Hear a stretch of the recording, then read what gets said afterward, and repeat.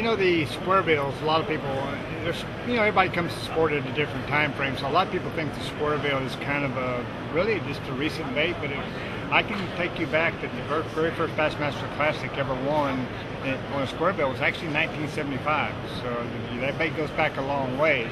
What really is kind of recent about the Squarebill is in the old days, most Squarebills were hand carved and they were custom wood baits. And even back then, 30 years ago, they cost you anywhere from 20 to 50 bucks a piece.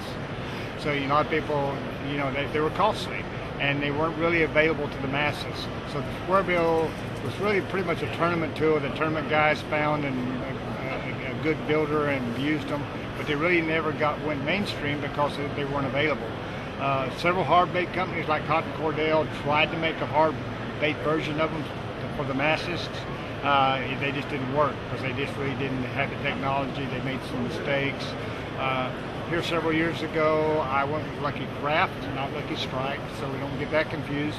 And I designed the first hard plastic Squarebills.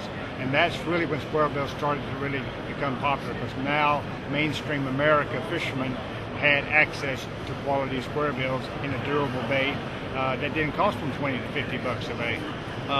Lucky Strike is now making a version of Squarebills. I kept a lot of my favorite wood baits, and all these baits are made off of my very favorite custom wood baits. And this particular Squarebills is made off the custom wood baits that I like to fish around wood. Why does one work better around wood?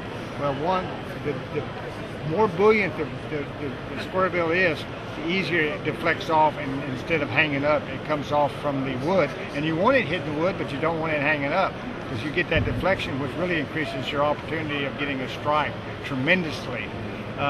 So we're trying to design really the very best. I'm trying to give the customer here with these hard plastic Squarebills the very best Squarebill I ever fished in a hard plastic form.